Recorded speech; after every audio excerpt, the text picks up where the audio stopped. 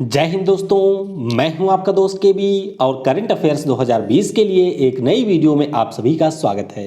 तो आज के इस वीडियो में हम 22 अक्टूबर 2020 से जो भी महत्वपूर्ण प्रश्न आपकी परीक्षाओं में पूछे जा सकते हैं उन सभी प्रश्नों को डिस्कस करेंगे। तो आइए सबसे पहले हम लोग कल जो मैंने आपसे प्रश्न पूछे थे उनके उत्तर जान लेते हैं। तो पहला प्रश्न था कि भारत की सबसे बड़ी मानव निर्मित झील कौन सी है। मानव निर्मित का मतलब है आर्टिफिशियल लेक कौन सी है।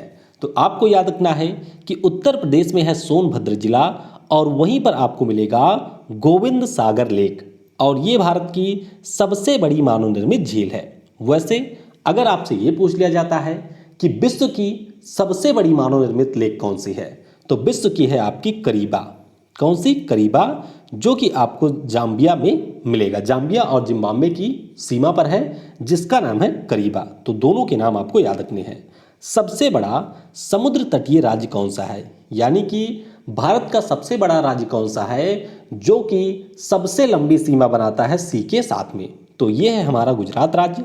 वैसे अगर यूनियन टेरिटरी को भी शामिल किया जाए तो सबसे बड़ी तटीय सीमा है अंडमान और निकोबार की।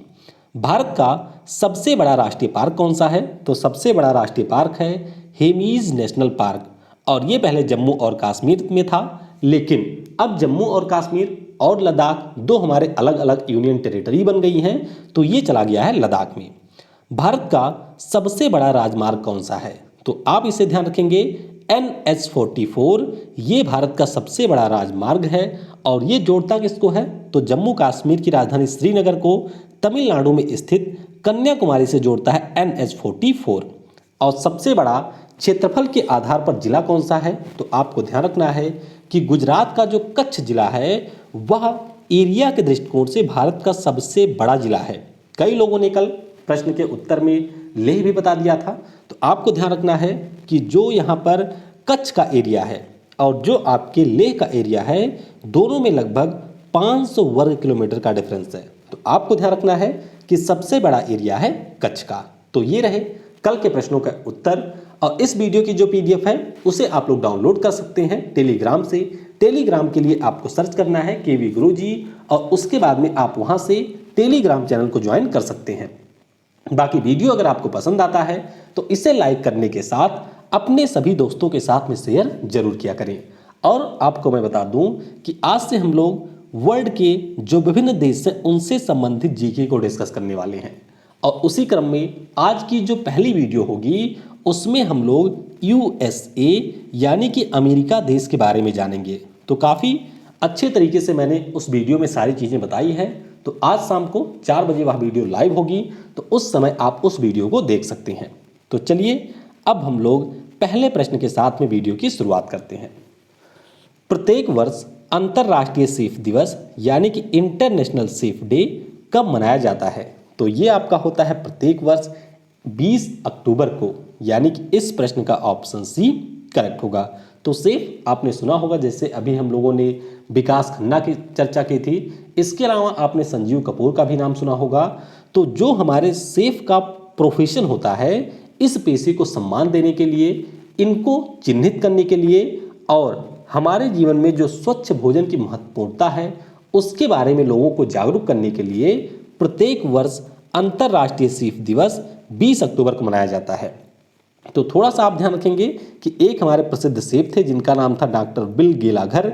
इनके द्वारा 2004 में सबसे पहली बार अंतर्राष्ट्रीय शेफ दिवस मनाया गया था और इस बार की थीम क्या है तो इस बार की थीम है हेल्दी फूड फॉर फ्यूचर। तो ये इस बार की थीम है, इसके बारे में भी आपको याद रखना है।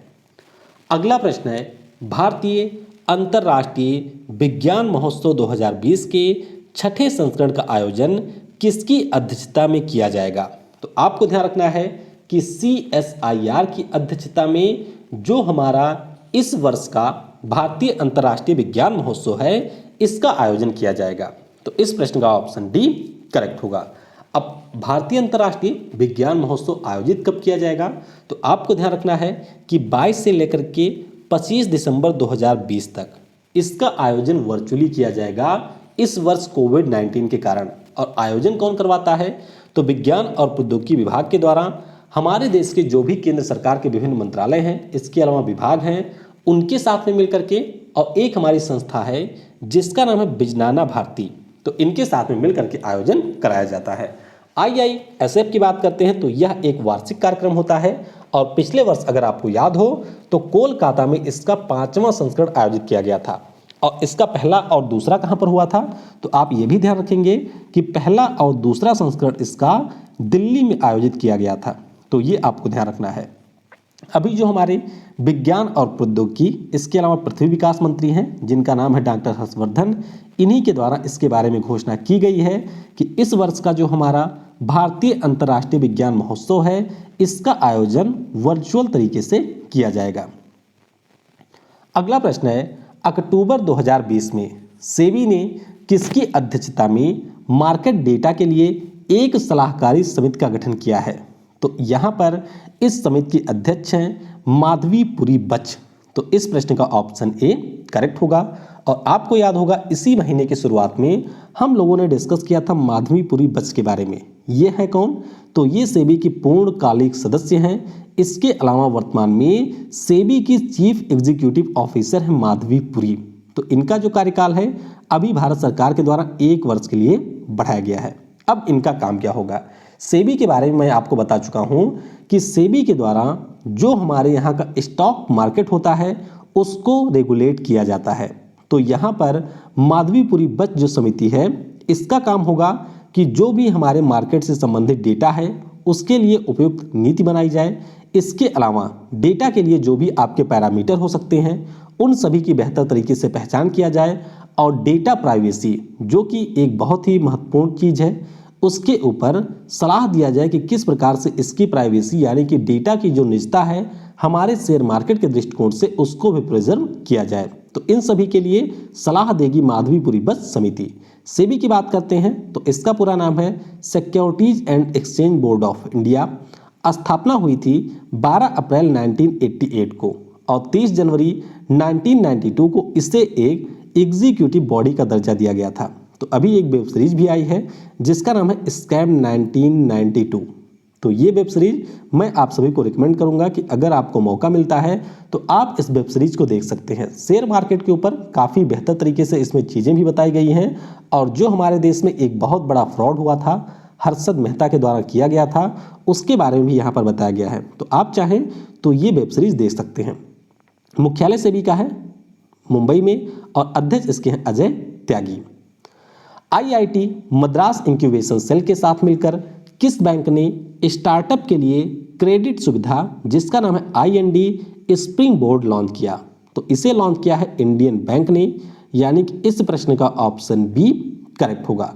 अब यहाँ पर थोड़ा सा समझते हैं कि मामला है क्या।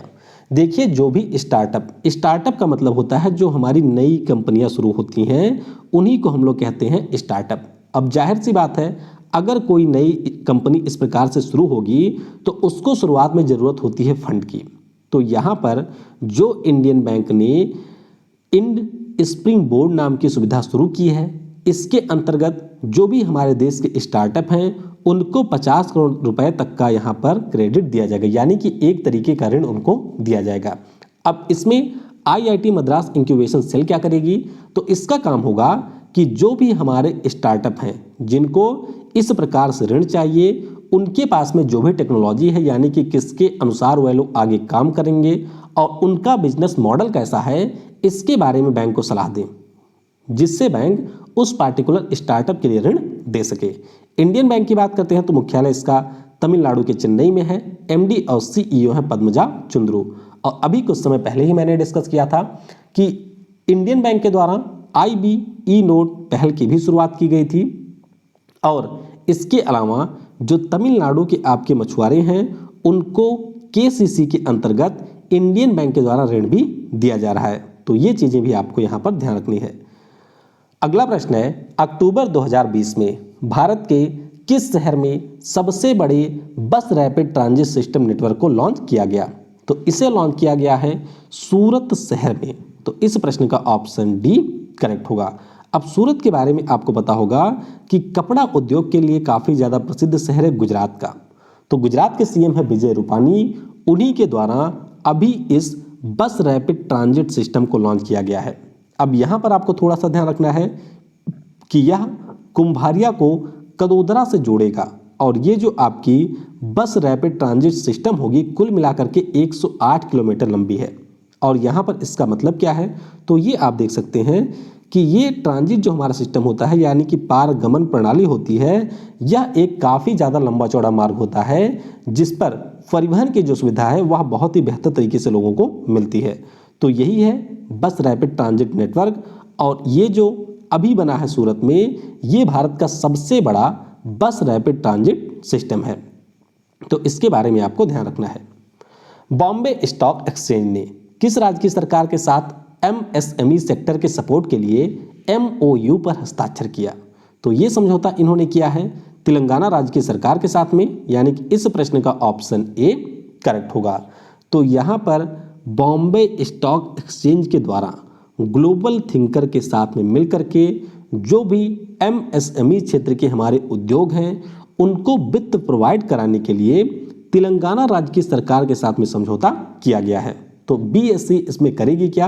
तो इसका मुख्य रूप से काम होगा कि जो हमारी MSME है उसकी क्रेडिबिलिटी को ये बढ़ाएं, यानी कि जो उनका आप कह सकते हैं एक प्रकार से क्रेडिबिलिटी है। क्रेडिबिलिटी का मतलब यहाँ पर हुआ कि कितनी ज़्यादा उनकी साख है उसको यहाँ पर और बेहतर बनाया जाए और उनको आगे बढ़ने के लिए वित्त भी उपलब्ध कराया जाए BSE के द्वारा। बाकी बॉम्बे स्टॉक एक्सचेंज की बात करते हैं तो स्थापना इसकी 9 जुलाई 1875 को हुई थी। मुख्यालय इसका है मुंबई में। अध्यक्ष हैं विक्रमजीत सेन और इसके MD और CEO हैं आशीष कुमार चौहान। तो इनके बारे में भी आपको ध्यान रखना है। बाकी तेलंगाना की बात करते हैं तो इसकी राजधानी आपको हैदराबाद में मिलेगी। राज्यपाल है तमिलिसाई सुंदरराजन। मुख्यमंत्री है के चंद्रशेखर राव। यहाँ की जो उच्च न्यायालय है वह आपको हैदराबाद में मिलेगी जिसके मुख्य न्यायाधीश हैं राघवेंद्र सिंह चौहान। स्थापना कब हुई थी? तो आंध्र प्रदेश से अलग हुआ था तेलंगाना 2 जून 2014 को और उसके बाद में यह एक स्वतंत्र राज्य बना था। यहाँ पर जिलों की संख्या है 33। राष्ट्रीय पार्क की बात करते हैं तो 3 आपको राष्ट्रीय पार्क मिल जाएंगे। महावीर हरिना वन स्थली, ये हमारा पहला राष्ट्रीय पार्क है। दूसरा है मृगावनी और तीसरा है कासु ब्रह्मानंद रेड्डी। टाइगर रिजर्व आपको 2 मिलेंगे जिनमें से एक अमराबाद है, दूसरा कवल है। मंदिर की बात करते हैं तो एक मंदिर आपको ध्यान रखना है जो कि है श्री राम चंद्र स्वामी मंदिर। पक्षी विहार आपको यहाँ पर मिलेगा जिसका नाम है मंजिरा बर्ड सेंचुरी। और 2 प्रमुख त्यौहार मनाए जाते हैं और ये अक्सर परीक्षा में पूछे भी जाते हैं, तो ध्यान रखिएगा। बथुकम्मा पुष्प त्यौहार और बोनालू ये प्रमुख त्यौहार हैं तेलंगाना राज्य के। WEF यानी कि वर्ल्ड इकोनॉमिक फोरम के द्वारा जारी the future of jobs report 2020 के अनुसार किस वर्ष तक 45 मिलियन लोगों की नौकरी प्रभावित होगी? यानी कि कहने का मतलब ये है कि WEF ने अपनी रिपोर्ट निकाली है जिसमें ये बताया गया है कि अगले 5 वर्षों में लगभग पूरी दुनिया में 8.5 करोड़ लोग ऐसे होंगे जो अपना रोजगार गंवा देंगे। तो ऐसा इन्होंने कहा है कि ये होगा 2025 तक, यानी कि इस प्रश्न का ऑप्शन बी करेक्ट होगा। अब इसके पीछे WEF के द्वारा 2 रीजन दिया गया है। पहला रीजन क्या है? तो पहले रीजन में इन्होंने बताया है कि ज़्यादातर लोग कोविड-19 के कारण अपने जॉब को गंवा देंगे और उसके बाद में जो भी लोग बचेंगे वह टेक्नोलॉजी के अपग्रेडेशन के कारण अपना जॉब गंवा देंगे। जैसे कि आप देख सकते हैं कि आज के कुछ समय तक पहले तक उतनी ज़्यादा जो हमारी टेक्नोलॉजी थी वह बेहतर नहीं थी, तो काफ़ी सारे लोगों को काम मिलता था। लेकिन जैसे जैसे टेक्नोलॉजी आगे बढ़ती है, विभिन्न प्रकार की मशीनें आती हैं, जैसे आपने गूगल के ड्राइवरलेस कार के बारे में भी सुना होगा, तो जाहिर सी बात है कि अगर ड्राइवरलेस कार आ जाएंगी तो उस स्थिति में जो भी हमारे ड्राइवर का काम करने वाले लोग हैं वह सभी अपना जॉब गंवा देंगे। तो इसी प्रकार की खतरा यहाँ पर अनुमान लगाया है WEF ने और इसी के बारे में उन्होंने अपनी the future of jobs report में बताया है। इसके अलावा इन्होंने ये भी कहा है, जो कि आप सभी के लिए काफ़ी ज़्यादा महत्वपूर्ण है, कि 50% कर्मचारी जिनको अपने जॉब को बनाए रखना है उनको अगले 5 वर्षों में कोई बेहतर स्किल या फिर नई स्किल सीखने की ज़रूरत होगी। यानी कि उनके पास में जो करंट में स्किल है उसके अनुसार वह लोग सर्वाइव नहीं कर पाएंगे। तो इसीलिए स्किल का वर्तमान में काफ़ी ज़्यादा महत्वपूर्ण रोल है और आपको भी किसी ना किसी अपने स्किल के ऊपर फोकस जरूर करना चाहिए। बाकी WEF की बात करते हैं तो स्थापना जनवरी 1971 को हुई थी। मुख्यालय है इसका स्विट्जरलैंड के जिनेवा में, या फिर आप क्लॉगनी भी कह सकते हैं, और अध्यक्ष इसके हैं क्लाउस श्वाब। और अभी कुछ समय पहले मैंने आपको बताया था कि इनका जो अगले वर्ष होने वाला 51वां सम्मेलन है उसका स्थान इन्होंने चेंज किया है। तो पहले होता था दाओस में, अब कहां पर होगा उसका नाम आपको नीचे कमेंट में बताना है। अगला प्रश्न है, किस देश का दूतावास जनवरी 2021 में भारत में पहला वाटर अताशे स्थापित करेगा? तो यह स्थापित किया जाएगा इजराइल के साथ में, इजराइल करेगा। तो इस प्रश्न का ऑप्शन सी करेक्ट होगा। आपको याद हो तो मैंने आपसे बताया था कि जो हमारा देश भारत है उसने इजराइल के साथ में वाटर मैनेजमेंट के लिए समझौता किया था। इसी प्रकार से जो उत्तर प्रदेश राज्य है उसने भी पश्चिमी उत्तर प्रदेश में वाटर मैनेजमेंट के लिए इजराइल के साथ में समझौता किया था। यानी कि इजराइल के पास में जो जल प्रबंधन का तरीका है, इसके अलावा जो इनके पास में कृषि में नवाचार को बढ़ाने के लिए या कृषि में उत्पादन को बढ़ाने के लिए तरीका है, वह काफ़ी ज़्यादा शानदार है। तो अभी जो हमारे इजराइल का दूतावास है भारत में, उनके द्वारा ये घोषणा की गई है कि हम लोग वाटर अताशे को स्थापित करेंगे भारत में। और ये जो वाटर अताशे है वह भारत के एग्रीकल्चर अताशे के साथ में मिल करके एक उत्कृष्टता केंद्र को स्थापित करेगा। अब ये उत्कृष्टता केंद्र काम क्या करेगा? तो जो भी हमारे देश के किसान हैं उनको यहाँ पर वाटर मैनेजमेंट के बारे में बताया जाएगा। साथ ही साथ किस प्रकार से जो हमारे किसान हैं वे बेस्ट प्रैक्टिसेस के अनुसार और बेहतर टेक्नोलॉजी का प्रयोग करके अपनी उत्पादन को बढ़ा सकते हैं। तो इन सभी के बारे में इस वाटर अताशे के द्वारा जानकारी दी जाएगी। इजराइल की बात करते हैं तो यह पश्चिमी एशिया का देश है।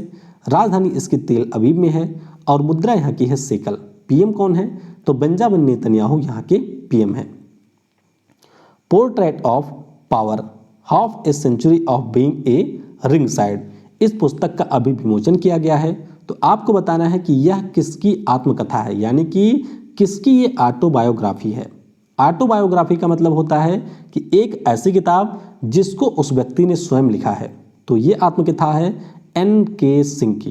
किसकी? NK सिंह की एक आत्मकथा है। और NK सिंह के बारे में आपको पता ही होगा कि ये एक बहुत ही प्रसिद्ध अर्थशास्त्री हैं। इसके अलावा जो हमारा 15वां वित्त आयोग है उसके भी अध्यक्ष हैं NK सिंह। तो ये आप देख सकते हैं किताब का कवर पेज, जिसका नाम है पोर्ट्रेट्स पावर। क्या नाम है? पोर्ट्रेट्स ऑफ पावर, और इसे लिखा है NK सिंह जी ने। तो याद रखिएगा काफ़ी ज़्यादा महत्वपूर्ण बुक है, तो इसके बारे में आपको ध्यान रखना है। 2021 में कौन सा देश संघाई सहयोग संगठन के महाभियोजक की बैठक की मेजबानी करेगा? तो इसकी मेजबानी की जाएगी अपने देश भारत के द्वारा। तो इस प्रश्न का ऑप्शन सी करेक्ट होगा। मैं आपको पहले भी बता चुका हूं कि जो भी हमारे इस प्रकार के ग्रुप होते हैं, चाहे हम SCO की बात करते हैं या फिर ब्रिक्स की बात करते हैं या फिर हम G20 की बात करते हैं, तो यहाँ पर एक मेन समिट होती है। मुख्य समिट का मतलब ये है कि जिसमें उस पार्टिकुलर ग्रुप के जो भी सदस्य देश हैं वहाँ के प्रमुख भाग लेते हैं, यानी कि PM और राष्ट्रपति भाग लेते हैं। लेकिन इनकी ऐसे छोटी छोटी बैठक भी होती रहती हैं जिनमें देश के जो विभिन्न हमारे मंत्री होते हैं वह यहाँ पर शामिल होते हैं। तो अभी संघाई सहयोग संगठन के प्रोसिक्यूटर जनरल की बैठक का आयोजन किया गया। किसकी अध्यक्षता में? तो उज्बेकिस्तान की अध्यक्षता में इसका आयोजन किया गया।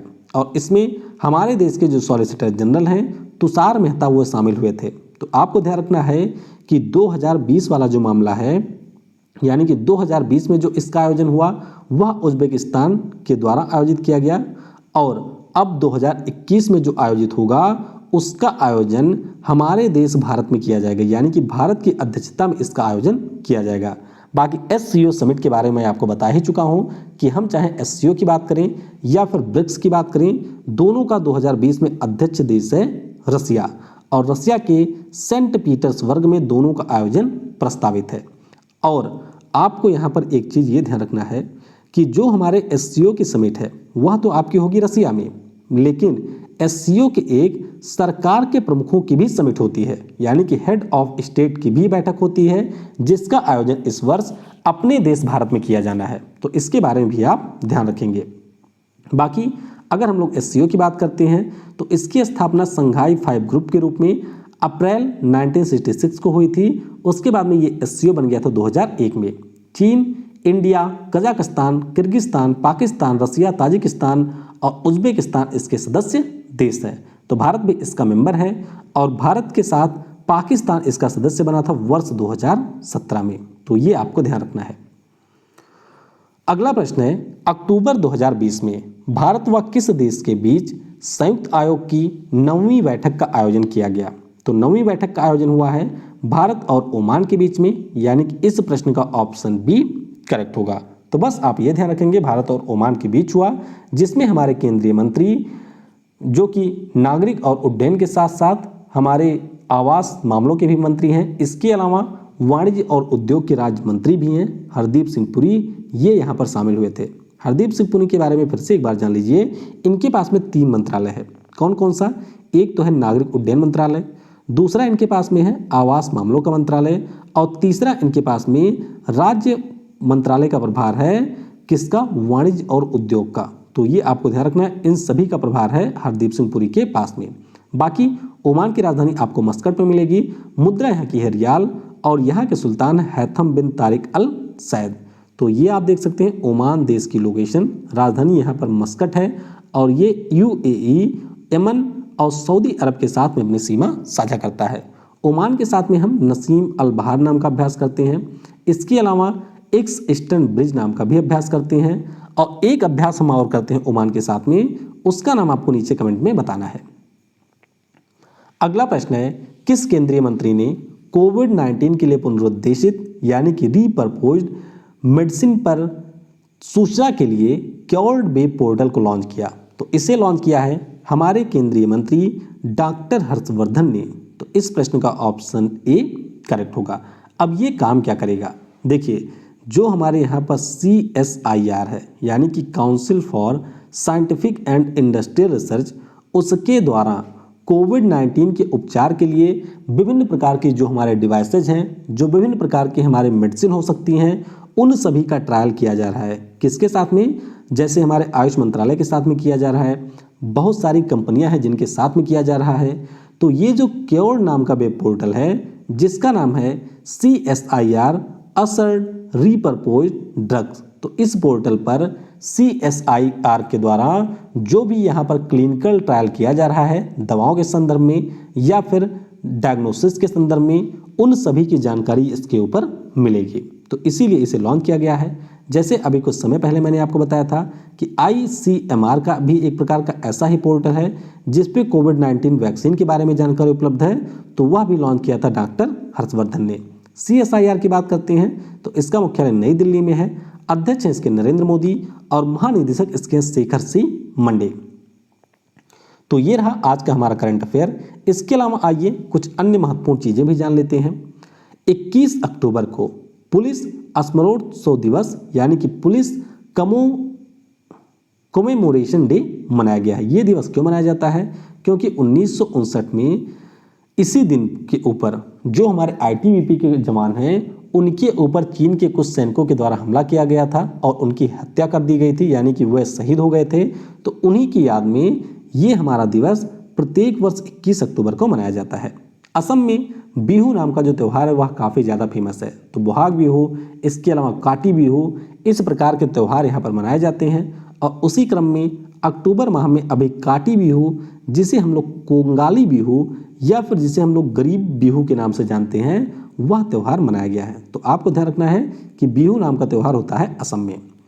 हमारे जो पेट्रोलियम और प्राकृतिक गैस, इसके अलावा इस्पात बनते हैं धर्मेंद्र प्रधान जी। इनके द्वारा हाइड्रोजन मिश्रित CNG पर आधारित दिल्ली में कुछ बसों के ट्रायल रन का शुभारंभ किया गया। यानी कि हमारी दिल्ली में कुछ बसें हैं जिनमें इस ईंधन का परीक्षण किया जा रहा है। ईंधन कौन सा है?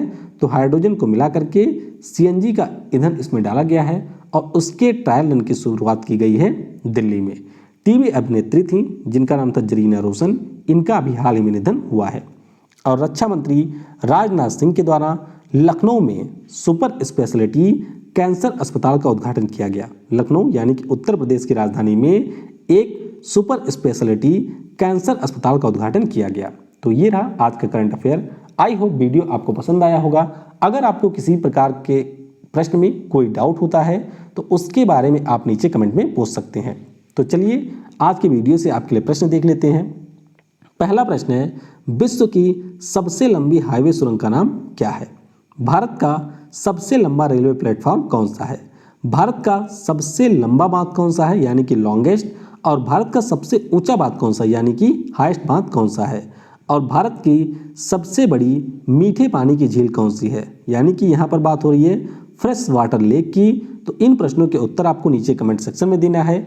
बाकी वीडियो को अगर आपने अभी तक लाइक नहीं किया है तो वीडियो को लाइक कर दीजिए और अपने दोस्तों के साथ में इसे शेयर जरूर किया करें। Thanks for watching. जय हिंद, जय भारत और सबसे जरूरी, पढ़ेगा भारत तो बढ़ेगा भारत।